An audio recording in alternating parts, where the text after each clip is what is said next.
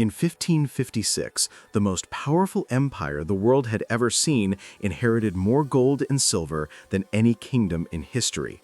Ships arrived weekly from the Americas, their hulls bursting with treasure. Yet, within decades, this empire, Spain, would be bankrupt, its people starving, its economy in ruins. How does the richest nation on earth end up broke? The answer lies in one catastrophic series of royal decisions that would echo through centuries. If you love history that reveals how empires rise and fall, hit that subscribe button and drop a comment telling me, what's the biggest financial mistake you think a country can make? Now, let me take you back to the moment when everything started to crumble. The year was 1556, and King Philip II stood in the throne room of the Alcazar Palace in Madrid, staring at reports that should have made him the happiest monarch alive. The numbers were staggering. 181 tons of gold and 16,000 tons of silver had arrived from the New World in just the past decade. The Spanish galleons were practically sinking under the weight of treasure. "Your Majesty," his chief treasurer, Luis de Requesens, said cautiously, "we have another problem." Philip looked up, his dark eyes narrowed. "Another problem? How can we have problems when we have more wealth than Rome ever dreamed of?" Requesens shifted uncomfortably. "The merchants are complaining again. Prices have doubled in 3 years. A loaf of bread that cost 2 maravedis now costs 4. The people are struggling despite all this wealth." Philip waved his hand dismissively. "Let them adjust. We are building an empire that will last 1,000 years. God has blessed Spain with these riches for a purpose." But Requesens knew something the king refused to see. The treasure flooding into Spain wasn't making the country richer. It was destroying it from within. The Spanish Empire at this moment controlled vast territories: the Netherlands, parts of Italy, the Philippines, and enormous chunks of the Americas. The sun literally never set on Spanish lands. And yet, something was fundamentally broken in the system. Here's what was happening. Every time those ships arrived with gold and silver, the Spanish crown would mint new coins and inject them into the economy. More money meant more spending power, right? Wrong. The problem was that Spain wasn't producing anything. They weren't manufacturing goods, improving agriculture, or investing in industry. They were simply spending.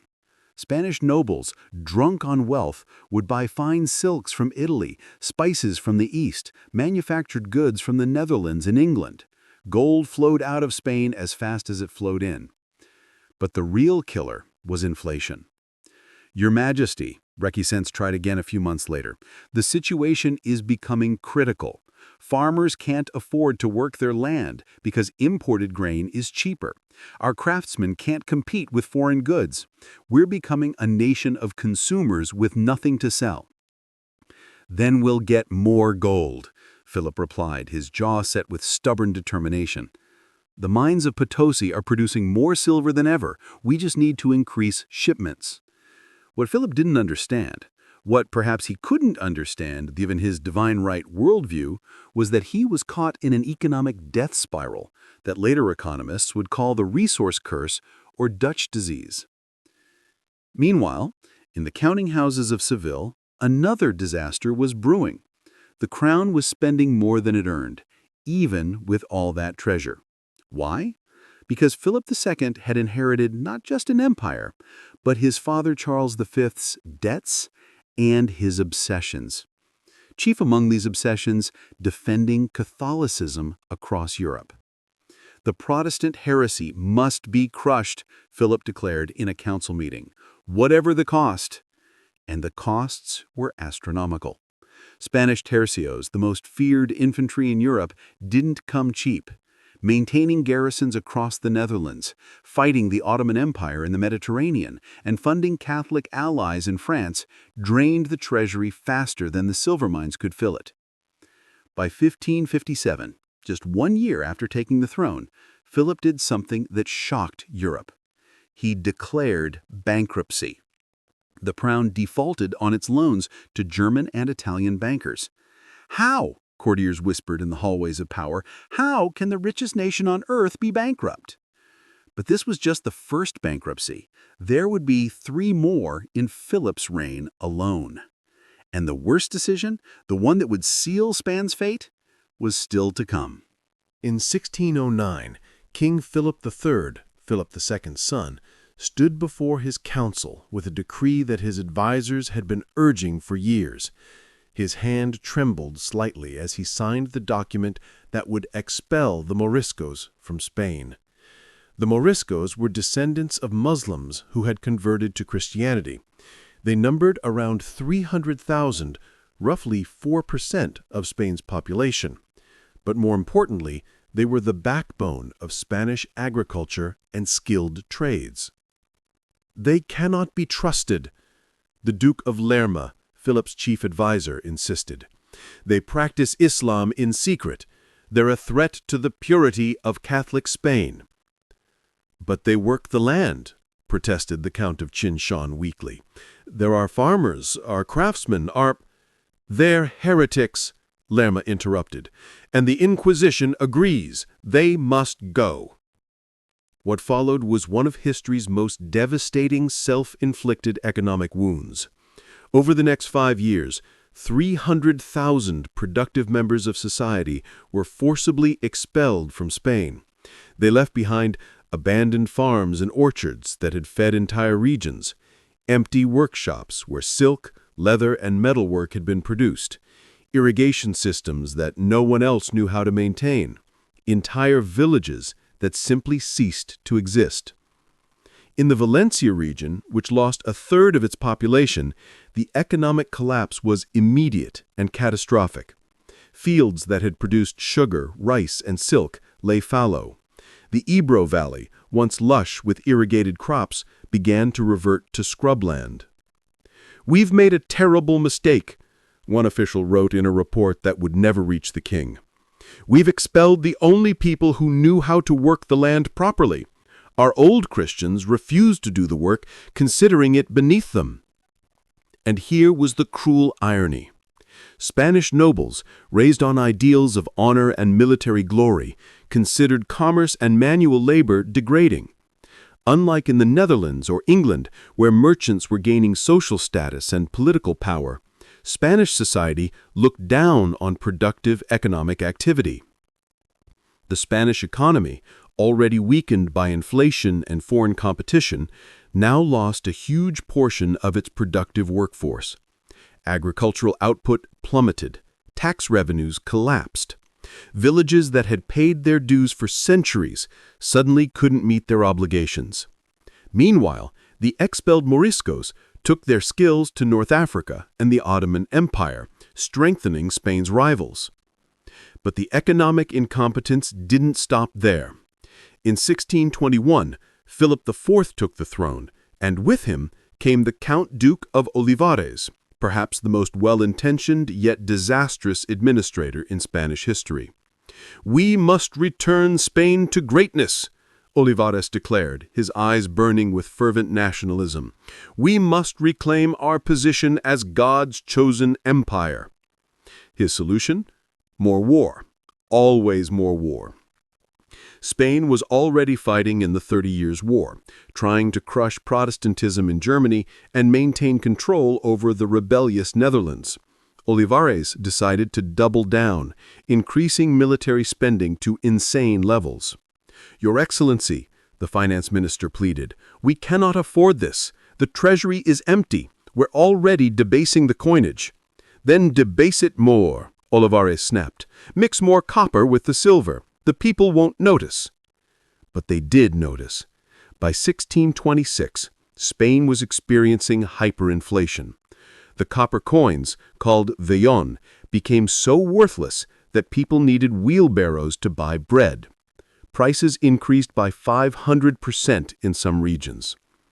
A chronicler from Madrid wrote, "I remember when a chicken cost 8 maravedis. Today it costs 40, and tomorrow perhaps 60. The old people weep, saying they've never seen such madness. Men who were wealthy last year are beggars today." The social fabric began to tear. Riots broke out in cities. Tax collectors were murdered. Entire regions stopped paying taxes altogether, knowing the crown couldn't enforce collection without money for soldiers. "We need another fleet from the Americas," Olivares insisted desperately. "One more treasure fleet, and we can stabilize everything." In 1628, that hope died. A Dutch admiral named Piet Hein intercepted the entire Spanish treasure fleet off the coast of Cuba. Every ship, every ounce of silver, gone. The loss was devastating. 11.5 million guilders, roughly equivalent to $1 billion today. It was Spain's entire expected revenue for the year, captured in one bold stroke. When news reached Madrid, Olivares reportedly wept. Philip IV simply stared out the window of his palace, watching the sunset over an empire that was crumbling faster than anyone had imagined possible. But the final, crushing blow was still ahead, one that would come not from enemies abroad, but from the very structure of Spanish society. By 1640, Spain was no longer just an empire in economic crisis. It was an empire eating itself alive. And nowhere was this more apparent than in Castile, the heart of Spanish power. The scene in the Cortes, Spain's parliament, was one of barely controlled chaos. Representatives from cities across Castile had gathered, and their message was unified and desperate. "We cannot pay more," the representative from Segovia shouted, his face red with fury. "My city has lost half its population in 20 years. Half! They fled to Portugal, to France, anywhere to escape the taxes." "Toledo is dying," another added, his voice breaking. "Our textile industry is gone, destroyed. We used to export fine woolens across Europe. Now we import everything. How can we pay taxes when we produce nothing?"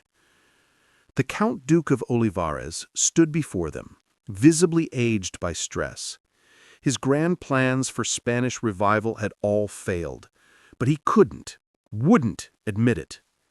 "The king requires funds for the defense of the realm. Without money for our armies, the empire will collapse." "It's already collapsing," someone shouted from the back. And they were right. Let me paint you a picture of what Spain looked like in 1640. The demographic catastrophe. Castile's population had declined from 6.6 million in 1590 to barely 5 million by 1640. Cities that had been thriving economic centers were now half empty. The reasons were multiple: plague, emigration, declining birth rates, and a bizarre social phenomenon unique to Spain. You see, Spain had become a country where nobody wanted to work. The nobles considered manual labor beneath them, that was obvious, but even commoners aspired to become hidalgos, minor nobles, or join the church, which both exempted them from taxes and productive work. By 1626, Spain had 9,000 monasteries and convents. Over 200,000 people had taken religious vows, not necessarily out of devotion, but often to escape taxation and forced military service. One contemporary observer noted sarconically, "Spain is a nation of priests, monks, and beggars, with no one left to do the work." Meanwhile, the tax burden fell entirely on those who remained productive, mainly poor peasants and small merchants, and they were being crushed. The tax system itself was a nightmare of inefficiency and corruption. The crown farmed out tax collection to private contractors who paid a fixed sum up front, then collected whatever they could squeeze from the population. These tax farmers became rich while the crown remained poor, and the people became desperate. "They take everything," a farmer from La Mancha wrote in a letter that somehow survived to our times. "They take half our grain, then come back for our chickens, then for our tools. My neighbor hanged himself last week rather than see his children starve. I do not judge him." In 1640, the pressure finally broke the empire apart, literally. Portugal, which had been absorbed into Spain in 1580, rebelled. The Portuguese nobles had watched Spain's economic incompetence with growing horror, and they'd had enough. On December 1, 1640, they staged a coup, expelled the Spanish governor, and declared independence. Spain was too weak to stop them. The army that had once terrified Europe couldn't even suppress a rebellion on its own peninsula. But worse was coming. In Catalonia, Spanish attempts to squeeze more taxes and soldiers triggered a massive revolt. The Catalan peasants, already pushed beyond endurance, rose up and murdered the viceroy in Barcelona. "Long live the king and death to bad government," they shouted, a revolutionary cry that blamed not Philip IV personally, but the corrupt system around him. The Catalan revolt turned into a full-scale civil war that would last 12 years. France, seeing Spain's weakness, intervened on the Catalan side. Spanish armies, unpaid and mutinous, committed atrocities. Villages were destroyed. Tens of thousands died. And through it all, the economy kept spiraling downward. In Madrid, Olivares finally fell from power in 1643, broken and exhausted.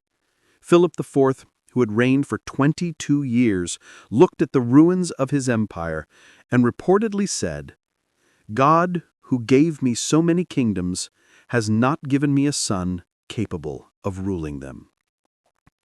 By 1650, Spain's situation was almost incomprehensible to foreign observers.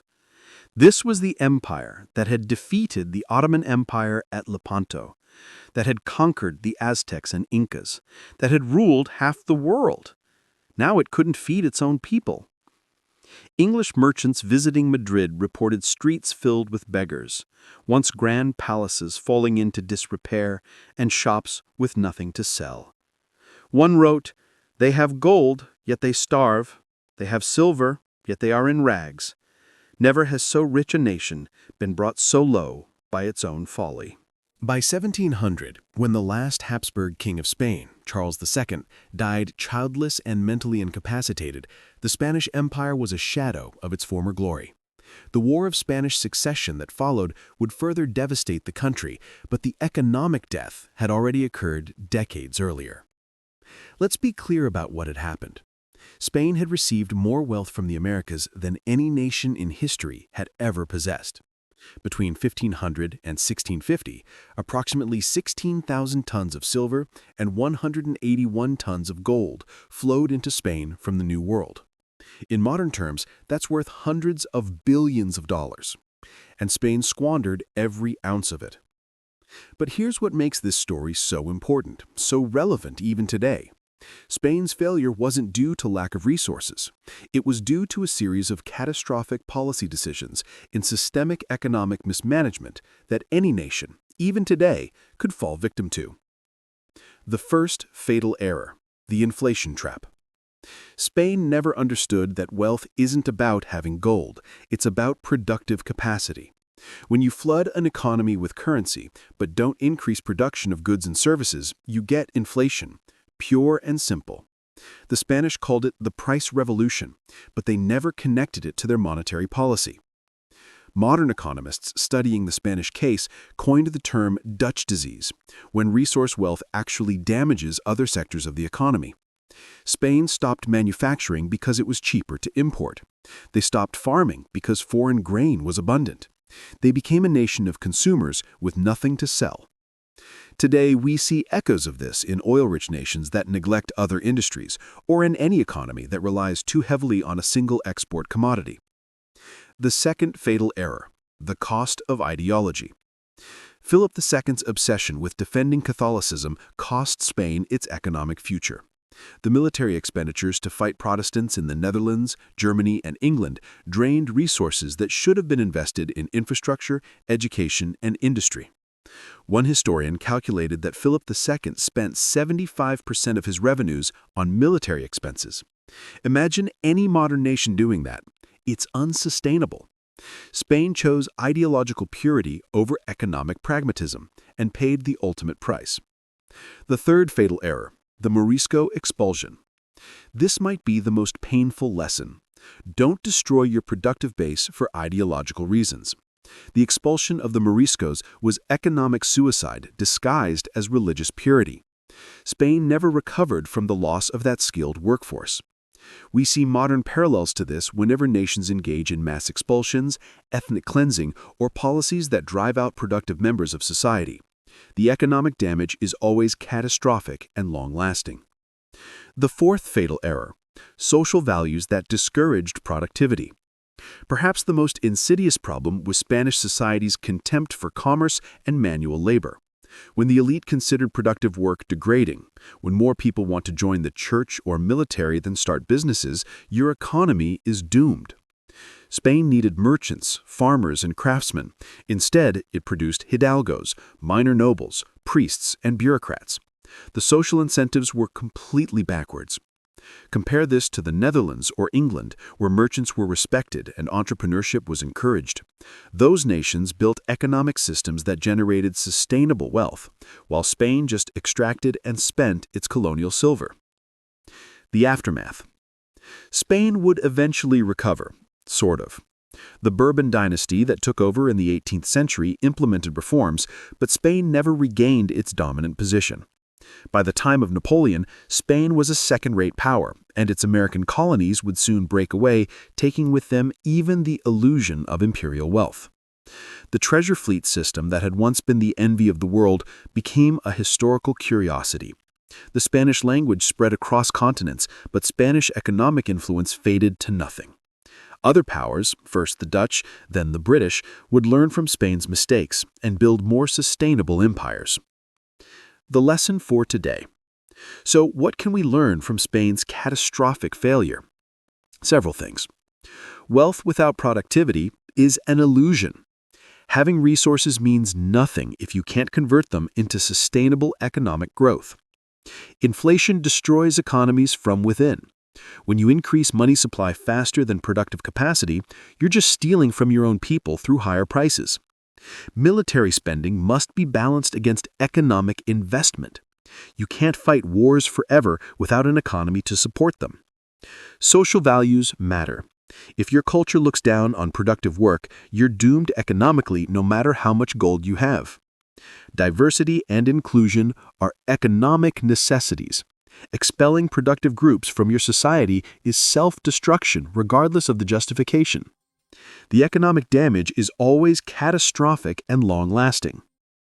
The Spanish Empire's economic collapse wasn't a tragedy in the classical sense. It was a cautionary tale. It was preventable. At multiple points, different decisions could have led to different outcomes. But perhaps the most haunting aspect of this story is how obvious the mistakes seem in retrospect, and how invisible they were to the people making them in real time. The Spanish truly believed they were doing the right things, defending their faith, maintaining their honor, preserving their social order. They just happened to be destroying their economy in the process. The question for us today is simple. What obvious mistakes are we making right now that future historians will shake their heads at in disbelief? If this story made you think differently about economics and empire, hit that subscribe button and let me know in the comments. What modern nation do you think is making similar mistakes to Spain? Let's discuss in the comments below. See you in the next one.